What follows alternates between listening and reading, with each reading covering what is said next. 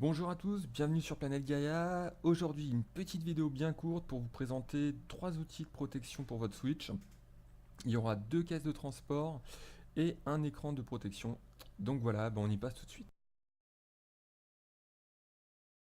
On est sur une valise qui va vous permettre de transporter toute votre Switch, son dock, ses câbles, ses Joy-Con sur leur support manette et bien sûr la Switch. Donc on est sur un produit Big Ben, à peu près 48 € sur la Fnac.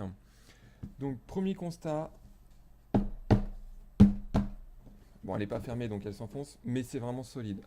À l'intérieur, qu'est-ce qu'on y trouve? L'emplacement pour la Switch, l'emplacement pour le dock, l'emplacement pour les Joy-Con, éventuellement les Dragons. On a en plus à l'intérieur une housse dans laquelle il y a 2 boîtes comme celle-ci qui peut contenir 4 jeux, donc ça vous fait un total de 8 jeux protégés. Et on va voir un petit peu tout de suite ce que ça donne avec la Switch à l'intérieur. Donc le petit reproche que j'aurais fait sur cette boîte de transport, c'est ils ont placé la Switch en avant, le dock au milieu, j'aurais inversé. Ça aurait permis d'assurer une véritable protection de la Switch et de son écran. Voilà, c'est un détail, mais ça aurait été pas mal qu'ils y pensent.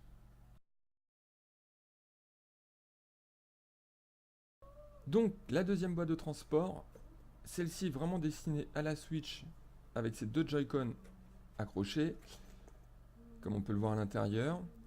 Elle se compose d'un intérieur type velours, d'une protection d'écran un peu rembourrée, sur laquelle vous pouvez placer 5 cartouches, les Dragons, le câble USB comme vous le souhaitez. Je mettrai plus le câble USB que les Dragons pour être sûr que ça risque pas d'endommager l'écran parce que le rembourrage est malgré tout assez léger. On est sur un produit à environ 20 € de marque Ori. C'est pas mal pour des petits transports dans le sac à dos, tout ça. Maintenant, il faut avoir la certitude qu'elle ne va pas être chahutée parce que elle est malgré tout assez souple. Euh, Même si elle gagne un peu en rigidité une fois qu'on la ferme et qu'on met la Switch dedans. Mais s'il y a risque de choc important, je pense qu'elle fera pas franchement une très bonne office.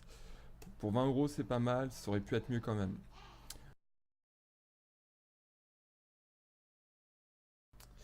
Pour l'écran de protection, on est sur un produit de marque Subsonic d'un prix de 9,99 € que la Fnac a mis à peu près un mois et demi à m'envoyer.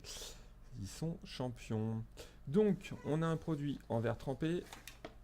Je ne l'ai pas posé pour une bonne et simple raison. Je l'expliquerai après. Donc voilà, il se présente comme tous les verres de protection, téléphone, tablette et tout ce que vous voulez. Il se pose en 2 phases. Donc voilà, ce que je veux montrer, c'est qu'il s'adapte très très bien à la Switch. Il protège tout l'écran quasiment. Donc pas mal du tout. On sent un produit bien fini, de qualité, tout ça. Pourquoi je ne l'ai pas posé? Ah ben merci la Fnac pour le délai de réception. Donc qu'est-ce que j'avais fait? J'ai pris un protège-écran pour l'écran de la Wii U qui s'adapte très bien, mais seulement sur la surface de visibilité de la Switch. Donc toute la partie extérieure de l'écran n'est pas protégée, c'est un peu dommage. Je vais vite y remédier.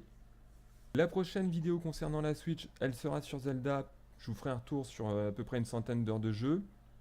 Et une autre vidéo sur une autre de mes passions, mais qui n'a rien à voir avec les jeux vidéo.